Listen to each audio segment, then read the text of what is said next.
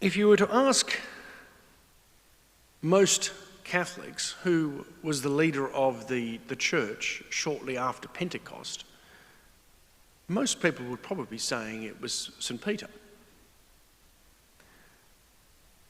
But here we have the Acts of the Apostles. We're having the first council, the Council of Jerusalem. Paul's been out preaching specifically to the pagan territories. They've got difficulties over whether people should be circumcised or not. Paul then decides to come back to Jerusalem. We have Peter who gets up and gives quite a lengthy defence as to why Paul should be able to go to the pagans and no additional burden should be placed upon the pagans.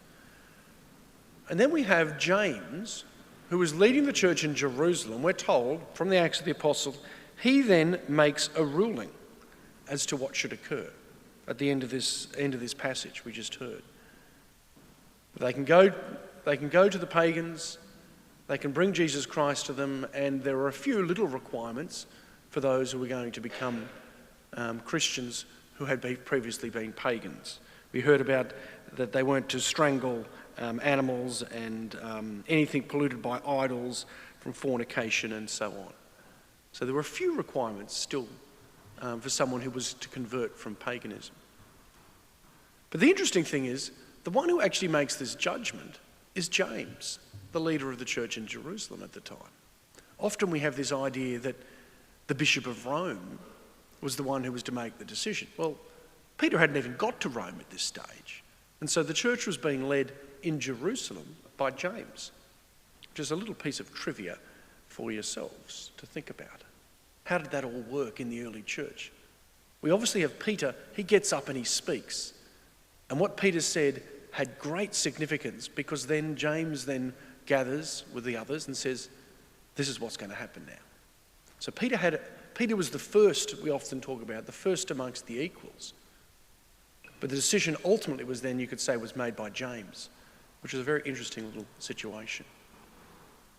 Pope Francis has been trying throughout his papacy to develop a synodal church, which is a church that gathers together to discuss, to hear the concerns of each other, to reflect together on where we're going, and to try to work out what is actually God's will.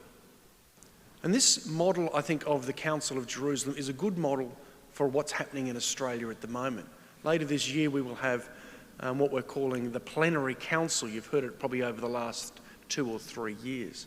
There wasn't a lot that was talked about it last year with COVID, but prior to that, the church has been preparing for this for about 3 or so years now.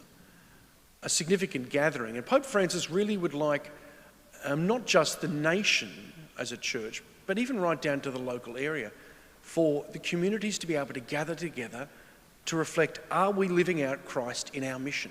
Each and every one of us. Are we putting roadblocks in place, like some of those early Christians did, which is making it vastly difficult for people to become Christians? And then how do we come to a decision? And interestingly enough, they gathered together, and then there was the person who was the one who was in legitimate authority at the time, James, who then makes a judgment and they move forward. And I think that's a good model for us where we're at right now. We're called to come together. We should all have a passion for mission. That's very important. We shouldn't be putting roadblocks in place that's making it impossible for someone to become a Christian.